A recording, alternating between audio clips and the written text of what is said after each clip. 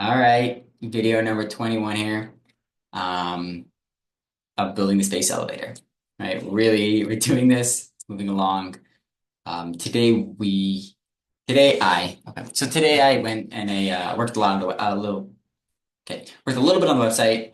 Worked a lot on the graphene idea rant that I was writing, which pretty much is explaining my graphene idea. I was trying to put it down on paper because again, I do a lot of the research, do a lot of pointer writing and make things, but putting stuff in writing is hard, or not hard. It's just something I have to get better at. Um, and so what I did was I wrote it out in my own way. I had AI then touch it up, make it, more structured or have just proper English sentences. And that's what I have there. Also, I reached out, really preparing for my meeting tomorrow with the Graphene Council, or the director from the Graphene Council. So see where that goes. He's gonna talk to me. I'm pretty sure she wants to know where my company is, what I'm doing, which I'm a little nervous for, just because I feel like I don't have as much as I want to have done yet, just in general. And I'm realizing obviously a lot of that is just I don't have the means to do this, right? I'm doing as much research as I can, but even for the small things, right? There's some ResearchGate, which is a platform for researchers. And I've tried multiple times, but they refuse to give me access as a researcher because I am not a researcher right now for some reason. Again, I don't know what makes me a researcher. I work for a company as their primary researcher, but it's my own company, so maybe that doesn't count.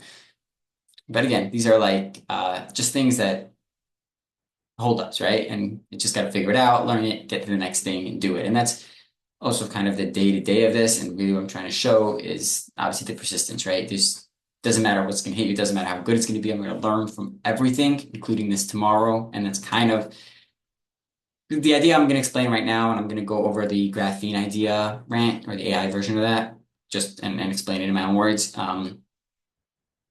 That's really what I'm going to be explaining to him, or maybe not fully, but kind of that's where I'm at, and we'll see how it goes, right?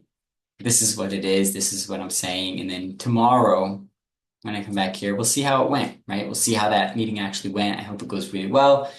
Obviously, it has potential. He's good in the network, so maybe he'll actually know people that can connect with me or connect with to as partners or things like that, which I'm really looking for right now. But again, time will tell, and we'll see where that is tomorrow. So I'm going to start. I'm going to read this, just read it, try to explain in my own words. Actually, before I go over this, let me just finish saying about my day. I transfer money into the bank account officially, so it's just official money in the bank account for the business, little things like that. Emailed a couple of people, worked a little bit on the website, just looking at my notes a little bit. Yeah, I've done some just basic things, some fixing up of LinkedIn stuff, the hero page there. The rant AI was also a thing that I focused on a lot today for a few hours, took me a couple hours. I also watched another one of those speeches, so about IPs and was IPing it, which I'm also in touch with a lawyer about, so I have to learn that and maybe keep learning it, but that's going to be extremely important with a business like this, is having intellectual property, right? Having your own proprietary rights, things that only you have access to, that if someone else takes, yeah, it's yours. But again, that's all step by step. So this is the idea. This is what the plan is. And I'm just going to explain it, going to read it kind of straight up, explain it a little bit. Let's explain simply before I start is what graphene is. Graphene is a two-dimensional material. So it's one atom thick. Basically is a wonder material. It can do so many different things. It has the ability to revolutionize the world. Problem is, it doesn't exist properly yet. There are different forms of graphene. There are, graphene powders, graphene oxides. What I'm focusing on and we're focusing on here is creating graphene sheets, and specifically single crystal graphene sheets using CVD, which is the method, which is chemical vapor deposition. And basically that method is to grow the graphene on top of what we call a substrate, right? So usually copper, and it goes into a vacuum. There's then methane or gases, or again, not necessarily vacuum, but methane gas usually says carbon, uh, and then essentially the carbon atoms stick to the top of the um, of the copper and create a graphene structure. Now, the advantage of growing it on copper is that it only grows one layer thick, and again, we'll get into that as we go here. But that's essentially this concept, and what we're doing here is improving that, right? So graphene has a lot of potential, but unfortunately, people either haven't noticed the value of it or we just don't really see that, right? Because companies are investing in graphene that currently exists because they can use that and they can scale it up. Right? That means that the research and uses into how to produce single crystal graphene is limited because people don't fully realize how valuable this will become, or the incredible things that we can do once it's available.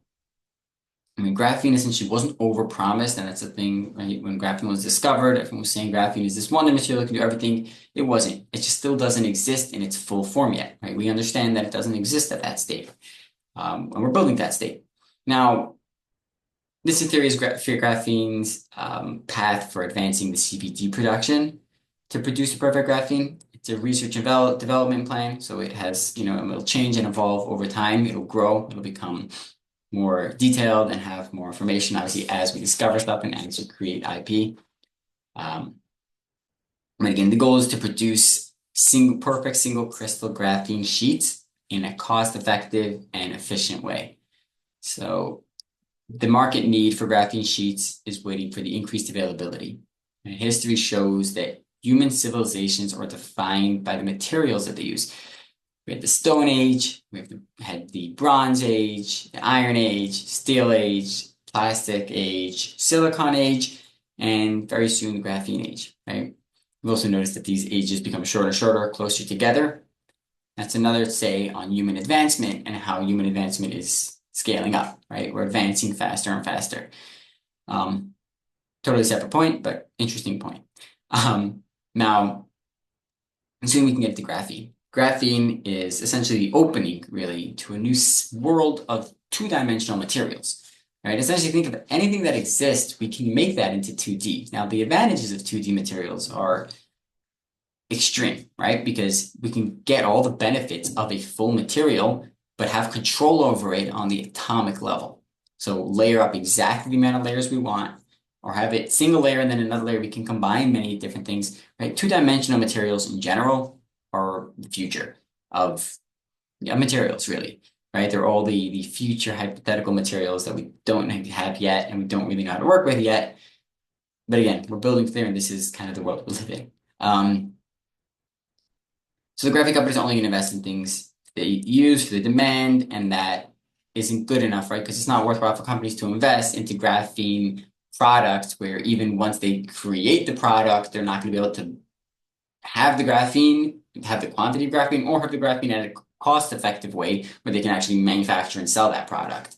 So it kind of is a bottleneck. It's kind of like a chicken and egg situation, right? Until there is graphene, the companies aren't willing to research the graphene, and then the graphene isn't being made. So then, right, it eventually will happen, but it's one of those things that, kind of circle around itself. So this is the major obstacle, and that's what we're here to overcome and really make graphene into something. So we need to basically stop and rethink how graphene is produced from scratch using the CVD method. So we're dividing it into a few major focuses, and these focuses are basically independent, or each of these parts of these focuses are really independent lines of research where each of them can or will advance graphene in some way. And then the constant improvement of that and iteration will come to basically this perfect graphene machine. And that'll be our main IP. And that's where we're going to go and manufacture graphene. So the plan would be for the next couple of years to do this research, really build this machine, really make this happen, and then have the graphene exist and be produced. And then again, that'll become hopefully a sort of cash cow for the space elevator project. And at the same time, advance the space elevator project because of the graphene that is needed for the space elevator, or any 2D material. So again, we'll get into that in a minute. So start with the first focus, and I'll explain these focuses in a simple form, just simply. I'm not going to get too in detail. These are things that I'm researching a lot. But again, I'm just me right now. And that's also where I really am looking for other people, looking for a partner to do this with, who's someone who has experience using the actual labs, because I do research on paper right now. And I need, that's kind of what I need to be able to do research in real life, is get someone who has lab experience or these type of things, right? And we can figure it out from there. Okay. Now, the focus on what is growing on liquid substrates. Growing on liquid substrates, we know grows graphene faster at a quicker rate and eliminates grain boundaries. So the grain boundaries are the way it grows. It grows in many different spots, and then kind of each parts expand, and then it meets up. And they don't meet up in an exact line, which creates a grain boundary. And it's a simple thing, so it's not perfect graphene. So going on a liquid eliminates the grain boundaries, which by default is basically built-in quality control. We can grow it on copper as well. That'll be able to grow it guaranteed one layer thick, which is another huge advantage, because we then get to control single layer at a time. We can make different substrates also. The disadvantage is the copper in this place would obviously be the temperature that will be required, which will just cost a lot of energy. We can also use a plasma version, but again, also a lot of energy, and a lot of energy for a mass production machine might not be worth it. It's just the thing we have to look into. So we're going to look into other different substrates to grow on as a liquid that can be liquid at a lower temperature. Again, it also has to fit everything else. There's a lot of other parts to this liquid that it needs to fit, right? Besides for just being a liquid that can grow graphene. But obviously, that's one major path. Now, we need to also be able to remove it. So this will be a lot of research into without causing any damage. So we really need to figure out the van der Waals forces, which are the forces that the atoms have basically to each other from two different materials. So it's kind of the connection that the single crystal of graphene has now to that copper or other substrate, right? So whatever that is, we need to be able to lift that. But again, copper without the right kind of lift, and that's also very important, is how we lift it. We may look into growing multiple layers on top of it. We may look into, there's different ways to do it, and I'm looking into. Essentially, we need to lift it off without breaking the graphene or creating any folds or really any tears or breaks at all. So again, needs to be researched in that specific direction, and the substrate does need to match that. Again, a substrate with much less van der Waals forces toward graphene would ideally be best, right? Because then it also requires the least amount of energy, the least amount of precision to remove it without breaking or ruining the graphene. Now, continuous growth on a moving liquid, again, becomes very important with all these liquids, is not just having the liquid, but also being able to grow it on a moving version of that liquid. Essentially moving, I don't mean rolling, right? Not gonna actually flowing, because if it's flowing, it won't be able to grow, but the liquid goes out on a board, let's call it, right? Or conveyor belt, and it just keeps coming out, right? And again, this is the vision of it. Obviously, the logistics and the specifics of it will change and will be made perfectly over the next, few months as I figure this out, or hopefully quicker if I find, someone else, hopefully. Yeah, if you're watching this and into this, please.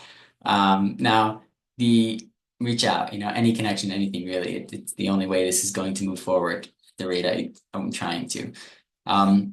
Now, liquid substrate recycling, a huge point for cost efficiency, because we don't need to worry about paying for new substrates or getting the substrates, right? A big part of graphene growing is having the substrate, cleaning the substrate, and because it needs to be perfect, pretty much, right? You need to nail it, this the whole process. So we don't need to, right? Essentially, if we're growing on a liquid substrate, obviously we still have a process to doing it, but we're reusing it. We're not losing any of the material. So it just keeps going around. So we're optimizing that. That's continuous recycling. But again, this also needs to be figured out how we extrude it, how we get it back into the machine. Shouldn't be that complicated, but it does need to be really figured out. And that's a line of research, right? That's why I'm putting this here. Now, we also need to optimize the growth parameters, right? So that's deciding the machine length. We do need to do research in obviously the speed of growth on that moving substrate, the temperatures, the pressures, everything like that we're going to need to decide how long this machine will end up being. But the concept is now it can be scalable. We can make the machine longer, shorter, depending on our pressures, depending on our temperatures, depending on the gas flow, a lot of different things, right? So each of these things, again, like I said, I'm doing research, but this is really a lot of these stuff need to get really tested, right? We need to physically test it and then do it. And that's, again, that's okay. Now, move to controlling the perfect graphene structure, which is our next major focus. And this is to grow graphene at, lower temperatures results in larger grains. So we want to create grainless. So obviously, that's a benefit, right? So lower temperature could be good. Again, that becomes an issue with the heat if we need to of having copper. So all this again, it's a give and take, and it's the constant figuring it out until we get that. I'm sure a perfect answer exists. We just need to find it. But it really is about eliminating everything until we get to the one thing that exists. Now, we can control the size of that, right? Having precision control. And we need basically a perfect equality control. So that's a big focus. We hope to research UV light, as UV light can help increase the size again of the crystals and the growth speed. Problem is it also oxidizes the layer under it, which can grow multiple layers. So oxidation actually makes it grow quicker, but it does also open up the possibility to grow multi-layers. So something we don't want. Again, just back and forth and something that needs to be figured out. Now, experimenting with UV light, theoretically, UV light should be able to fit in between and lower the van der Waals strength, so even potentially make it weaker, which would be a point on removing of it. And then also can be used maybe to control the growth, to force it to grow on the edge of the previous graphene, right? Because graphene direct does grow better when it has a precursor, which is something that it's growing from and not just growing on the open, vast ocean of copper. It's growing on a specific substrate. So if we can force it to continue growing at the edge of what's already been grown, we can consistently grow it. Now, that's something that has to be researched, something that has to be really figured out. It sounds extremely complicated because graphene does take time to grow. And again, like I said, it grows sporadically. So we can do that. We will test it with pressures, test it with different forms of light and other waves. We will additionally try to test potential light forms and other forms to go through the graphene for quality control, basically to reset it or even to let it grow multi-grain and then fix it there, right? So again, the big thing is each of these things can be in research separately and will be researched separately. And then whichever ones we have success in, we'll be able to bring and keep bringing and then keep advancing from that point to build the next thing, right? Until we have this perfect machine, right? As we've iterated over. Now, focus number 3, or not focus number 3, the next focus, number 5 or 6 now, is expanding to other 2D materials. One of the huge advantages here and the scalability and kind of a big pitching point to an investor or to anyone like that is this is so scalable to any 2D material. We figured out a way to advance CVD production. We can produce almost every 2D material, right? Any 2D material that can be grown using CVD. CVD production is really creating new materials. We can then come up with brand new sets of materials, layering different kind of layers, making perfect chips. There's so many possibilities, and that's really what CVD is, right? And that's kind of the line why we're not focusing on the graphene product itself. We're focusing on the graphene method to producing it because that gives us control over then that product. And we can create many products from that. So we're not just opening graphene, we're opening a new production method. Now,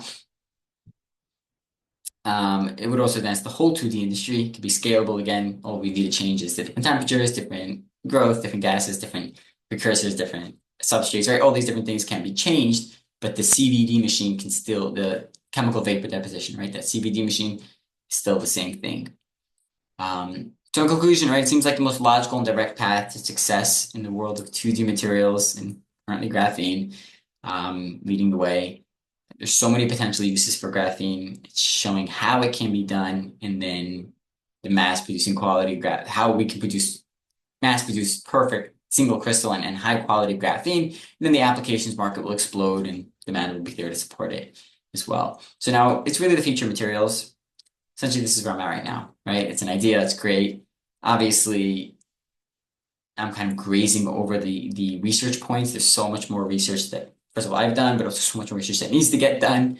Obviously, this will be eventually intellectual property. A lot of this, I don't even know this is something I should be saying. I mean, at this point, I can say it, but sometimes, with all these videos, I'm trying to keep them all out here, but this might be one of them that I have to take off at some point.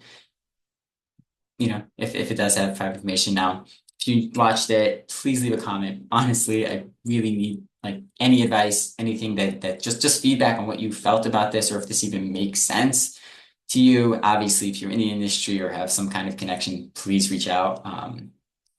My email's in the YouTube link, or just go to the website there. You can reach out to me. Um, anything, leave it in the comments, whatever it is, just it's moving forward. Graphene is moving forward. The project exists. This is kind of me explaining the right now where I'm at, and we'll see where it goes. So good luck. I want to hear from you.